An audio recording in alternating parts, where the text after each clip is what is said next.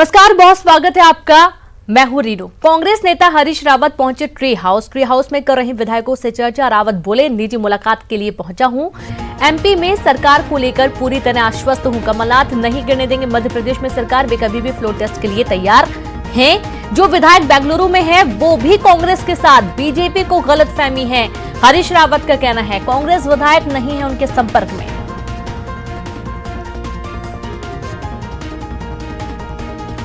तो बड़ी खबर आपको दे रहे हैं, जहां हरीश रावत पहुंचे ट्री हाउस विधायकों से मुलाकात करने के लिए, और इस दौरान उन्होंने कहा कि कमलनाथ नहीं गिरने देंगे मध्य प्रदेश में सरकार। वे कभी भी फ्लोर टेस्ट के लिए तैयार हैं।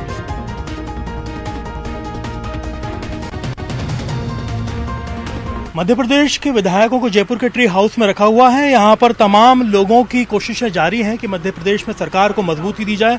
फिलहाल उत्तराखंड के जो पूर्व मुख्यमंत्री यहाँ पर पहुंचे हैं, बातचीत करने के लिए हम इनसे यहाँ मौजूद हैं। सर, आज आपको जिम्मेदारी मिली है काफी अहम, बड़ी अगर देखा जाए विकट स्थिति है, हालात बड़े उसके बने हुए हैं संवेदनशील। कोई विकट स्थिति नहीं है और हमारा स्पष्ट बहुमत है। और हमने मुख्यमंत्री ने पत्र लिख करके भी कहा है, माननीय राज्यपाल महोदय को भी और स्पीकर महोदय को भी, कि जिस दिन वो कहेंगे हम बहुमत सिद्ध करने को तैयार हैं।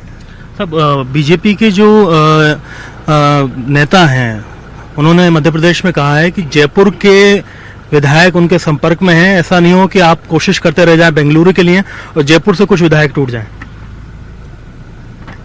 मानेसर में कई विधायक जो हमारे स्थानीय लोगों को तड़फड़ा रहे हैं बाहर संपर्क करने के लिए। हमारे यहाँ सब स्वतंत्र हैं, सब लोग बातचीत कर रहे हैं, अपने टेलीफोन अपने घरों में बातचीत कर रहे हैं, कहीं भी बातचीत कर ले रहे हैं। जबकि भाजपा ने अपने सारे विधायकों को कैद में रखा हुआ है और हरियाणा गवर्नमेंट की पुलिस के देखरेख में रखा हुआ है। कोई कहीं बात नहीं कर पा, संपर्क नहीं कर पा रहा। जिस समय भाजपा संपर्क करेगी, हम किसी पार्टी को तोड़ने में, किसी के विधायकों को तोड़ने में विश्वास नहीं करते, लेकिन लोग लोकतंत्र बचाने के लिए अपनी पार्टी के खिलाफ खड़े होंगे, भाजपा के लोग खड़े होंगे, क्योंकि लोगों को ऐसे वातावरण में दम घुट रहा है। और रहा सवाल बेंगलुरु में विधायकों का, वो हमारी पार्टी के विधायक है और हमें पूरा विश्वास है कि जैसे ही वो वहाँ से कैद से मुक्त होंगे, वो फिर कांग्रेस के साथ आके खड़े होंगे। आपने सर एक इशारा भी दे दिया कि आप अपनी किलेबंदी के लिए इतने तैयार ना रहें, कि आपकी जो सेंधमारी है वो भी कामयाबी की तरफ है, और उसमें कुछ आप लोगों ने ये इशारा भी दिया कि जो विधायकों को अपनी तरफ लेने का है वो संभव है। मैंने कहा ना कि हमको किसी सेंधमारी की आवश्यकता है ही नहीं, हमारे पास अपना बहुमत है।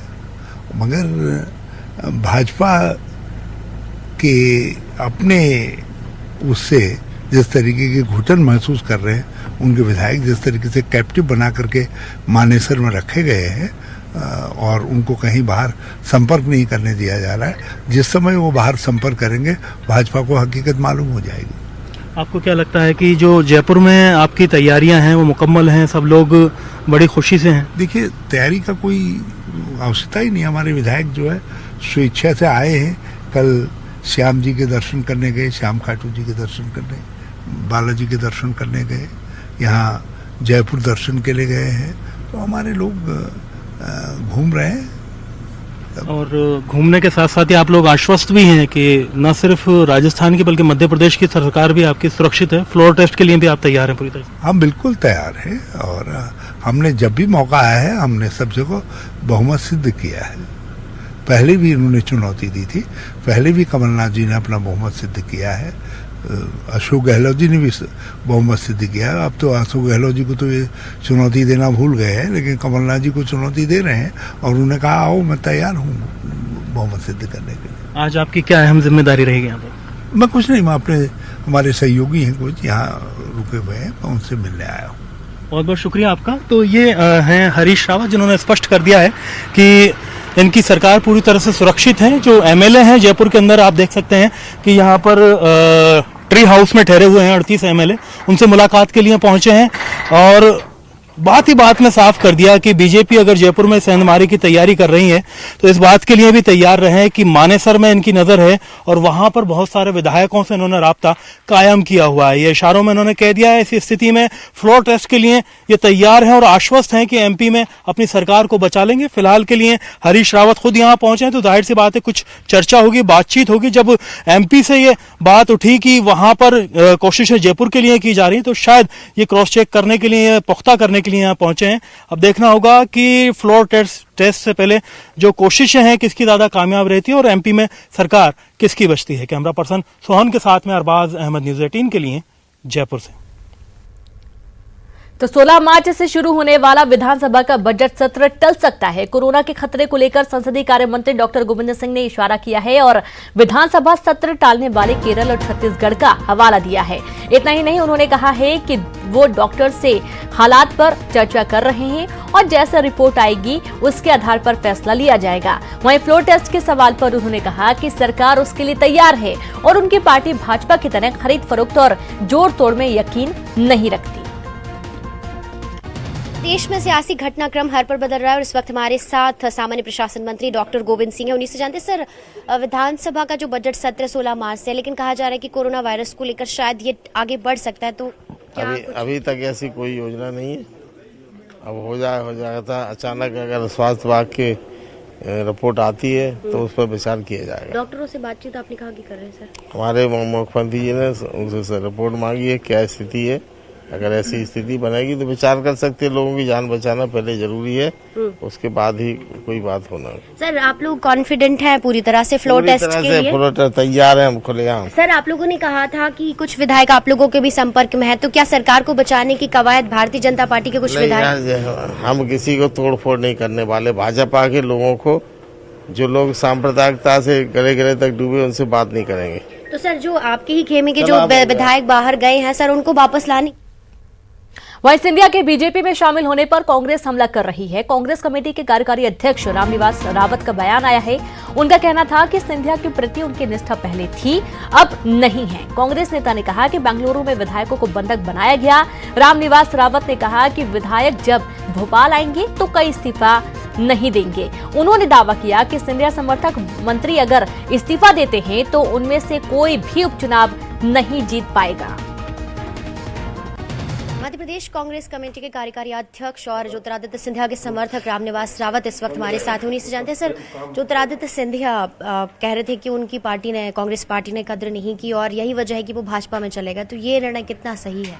आपने जो सिंधिया जी के बारे में जो बात कही कि पार्टी ने कद्र नहीं की, मैं इस बात से सहमत नहीं हूँ। पार्टी में उनका स्थान था, वो प्रदेश अखिल भारतीय राष्ट्रीय कांग्रेस के महासचिव थे और उनके संबंध आदरणीय राहुल गांधी जी से, आदरणीय सोनिया गांधी जी से, प्रियंका गांधी जी से बहुत अच्छे संबंध थे, पारिवारिक संबंध थे। मेरा जो मानना है, मैं भी यही बात कहूँगा कि उनके जाने से निश्चित रूप से कांग्रेस को क्षति हुई है, लेकिन कांग्रेस छोड़कर जाने का उनका मुख्य कारण जो था, राहुल गांधी जी ने जो बात कही कि वो अपने भविष्य को लेकर इनसिक्योर थे। चर्चा में ये बात मेरे सामने भी आई कि वो अपने भविष्य को लेकर इनसिक्योर थे। उनका सोच था कि कांग्रेस का कोई भविष्य नहीं बचा है, उनका सोच था कि कांग्रेस राइज नहीं करेगी, इसलिए भविष्य की चिंता करते हुए वो कांग्रेस को छोड़ करके गए हैं, मेरा ये मानना है। हाँ, कुछ परिस्थितियां रही होंगी, हमारे प्रदेश के नेताओं को प्रयास करना चाहिए था, जो नहीं किया इस बात को जरूर मैं मानता हूं, किया जाना चाहिए था, उन्हें रोकने का प्रयास किया जाना चाहिए था। निष्ठा की जहां तक बात थी, सिंधिया परिवार के प्रति मेरी निष्ठा थी। अगर ज्योतिरादित्य सिंधिया मुझसे भी कहते क्या तुम्हारी निष्ठा मेरे प्रति है, तो मैं निश्चित रूप से कहता निष्ठा मेरी प्रति है, आपके प्रति है। क्या मैं कहूंगा कुएं में कूद जाओ, तो हाँ कह देता मैं कुएं में कूद जाओ, लेकिन ये कहते कि तुम बीजेपी में चले जाओ, तुम अपनी विचारधारा बदल लो, तुम अपना जमीन मार लो, तो मैं कतई नहीं करता। जिन विधायकों को ले जाया गया है, ये कह के नहीं ले जाया गया है कि तुम्हें बीजेपी में लिया जा रहा है या तुम्हें इस्तीफा दिलाया जा रहा है। अभी उनका कोई भविष्य नहीं है। 3-4 विधायकों के तो मेरे पास फोन भी आए, बस एक मिनट बात की, कुछ बोल नहीं पा रहे थे, बोले हम तो फंस गए, संकट में हैं, निकल भी नहीं सकते, अब तो जो होना है हो गया, हमारा जीवन बर्बाद हो गया। वो निकलना भी चाहते हैं, तो मैं तो ये भी मानता हूं कि सरकार अभी सुरक्षित है। जब निश्चित रूप से स्वतंत्र रूप से इस्तीफे का परीक्षण किया जाएगा तो कई विधायक ऐसे हैं, मुझे विश्वास है, जो इस्तीफा देने से मना करेंगे और कांग्रेस के साथ रहेंगे। अगर ये बीजेपी में जाते हैं, ये बीजेपी से उतरते हैं तो सारे के सारे हारना इनका तय है। जी बिल्कुल। तो ये हमारे साथ मध्य प्रदेश कांग्रेस कमेटी के कार्यकारी अध्यक्ष रामनिवास रावत है, जिनका यही कहना है कि ये निष्ठा की नहीं बल्कि विचारधारा की लड़ाई है, क्योंकि निष्ठा तो उनकी आज भी ज्योतिरादित्य सिंधिया के प्रति है और हमेशा रहेगी, लेकिन लड़ाई सिर्फ विचारधारा की, क्योंकि जिस विचारधारा को वो नहीं मानते वहां पर जाने का सवाल ही पैदा नहीं होता। लेकिन यही कहा है कि कुछ विधायक अब भी दबाव में है और अगर वो यहाँ पर आते हैं तो कांग्रेस के पक्ष में ही जरूर वोटिंग करेंगे और उनके पक्ष में ही वो आगे भी रहेंगे, यानी सरकार के प्रति संकट की जो बात है वो पूरी तरह से गलत है। कैमरामैन फैजन अहमद के साथ रंजना दुबे, न्यूज 18 भोपाल। और यहां पर वक्त एक ब्रेक का है, हम जल्द हाजिर होंगे।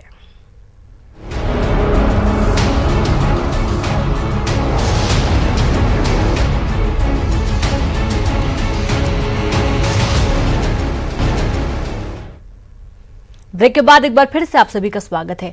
सियासी उठापटक के बीच सरकार का बड़ा फैसला, सहकारी संस्थाओं में 3629 सेल्समैन नियुक्त होंगे। मंत्री गोविंद सिंह ने दिए नियुक्ति के आदेश, जारी करने के निर्देश दे दिए गए हैं।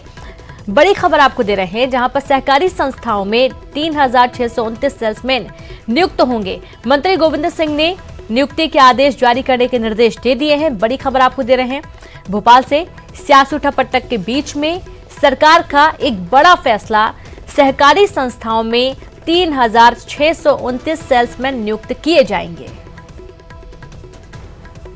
और इस नियुक्ति को लेकर मंत्री गोविंद सिंह ने नियुक्ति के आदेश के लिए निर्देश जारी कर दिए गए हैं। बड़ी खबर भोपाल से।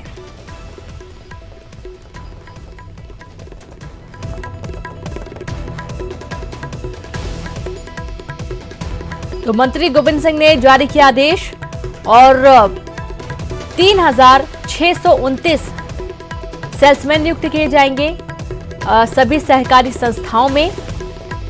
तो सियासी उठापटक के बीच में सरकार का ये बड़ा फैसला, जहां एक तरफ सियासत हो रही है तो वहीं दूसरी तरफ नियुक्ति को लेकर गोविंद सिंह ने निर्देश जारी कर दिए हैं। बीच सरकार का ये बड़ा फैसला है, जहां सहकारी संस्थाओं में 3629 सेल्समैन नियुक्त किए जाएंगे। तो मंत्री गोविंद सिंह ने नियुक्ति के आदेश जारी करने के लिए निर्देश दे दिए गए हैं और जल्द ही इस पर अब अमल किया जाएगा। नियुक्ति के आदेश जारी किए जा सकते हैं और 3629 सेल्समैन की नियुक्ति की जाएगी।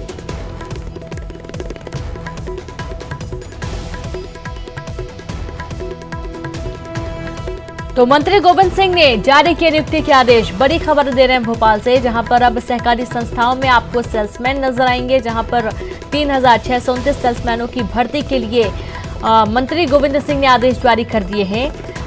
तमाम सियासी उठापटक के बीच में कमलनाथ सरकार का ये बड़ा फैसला और इस फैसले में सहकारी संस्थाओं में अब सेल्समैन की नियुक्ति होगी। 3629 सेल्समैनों की नियुक्ति की जाएगी और इसके लिए मंत्री गोविंद सिंह ने नियुक्ति आदेश जारी करने के निर्देश दे दिए हैं।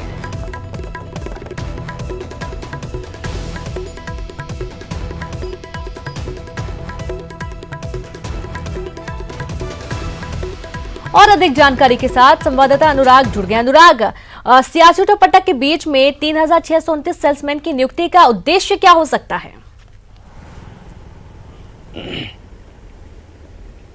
देखिए, ये परीक्षा काफी पहले आयोजित की गई थी और लंबे समय से सेल्समैन की नियुक्ति की प्रक्रिया अटकी हुई थी, लेकिन सरकार ने अब इन नियुक्तियों को हरी झंडी दिखा दी है। हालांकि प्रदेश में सियासी उठापटक जरूर चल रही है, लेकिन इस बीच जो दूसरे कामकाजें या जो प्रक्रियाएं हैं उनको रोकने से अब सरकार ने इनकार कर दिया और अब तेजी के साथ फैसले लेने भी शुरू कर दिया। और इसकी शुरुआत सहकारिता विभाग में सेल्समैनों की नियुक्ति के साथ किया जा रहा है और प्रदेश के सहकारिता मंत्री गोविंद सिंह ने इन नियुक्तियों को हरी झंडी दे दी और इस पर जल्द से जल्द नियुक्तियां करने के निर्देश विभाग को जारी कर दिए। यानी कि जो लंबे समय से सेल्समैनों की नियुक्ति सहकारी संस्थाओं में रुकी हुई थी, उसको अब सरकार तेजी के साथ पूरा करने का काम करेगी।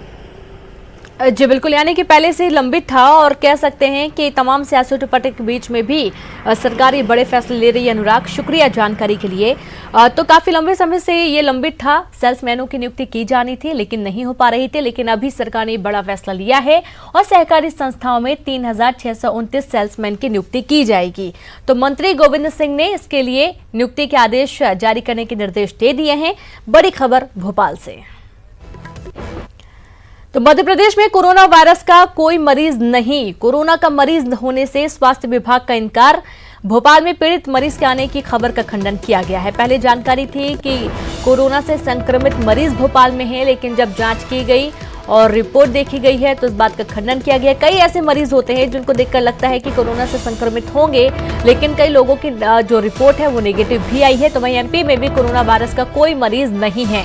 कोरोना का मरीज होने से स्वास्थ्य विभाग का इनकार किया गया है। भोपाल में पीड़ित मरीज के आने की खबर का खंडन किया गया है। कहा जा रहा था कि भोपाल में कोरोना से पीड़ित मरीज पहुंचा हुआ है और जाहिर तौर पर इस वक्त सरकार काफी अलर्ट है। यदि थोड़ी भी जानकारी मिलती है कि कोई व्यक्ति बाहर से आया है या कोरोना से संक्रमित मरीज के संपर्क में रहा है तो तुरंत उसे आइसोलेट किया जाता है, उसे उचित परीक्षण कर उसकी जांच रिपोर्ट लैब भेजी जाती है और तुरंत उसे इलाज मुहैया कराया जाता है। तो कोरोना का मरीज नहीं है। अब भोपाल में पीड़ित मरीज के आने की खबर का खंडन किया गया है। कोई भी कोरोना से पीड़ित मरीज भोपाल में नहीं है।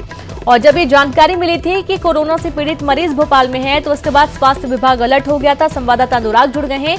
अनुराग, ये राहत वाली बात है कि कोई भी कोरोना का पीड़ित मरीज भोपाल में फिलहाल तो नहीं है। जैसी बातें सामने आ रही थी उसका खंडन हो चुका है।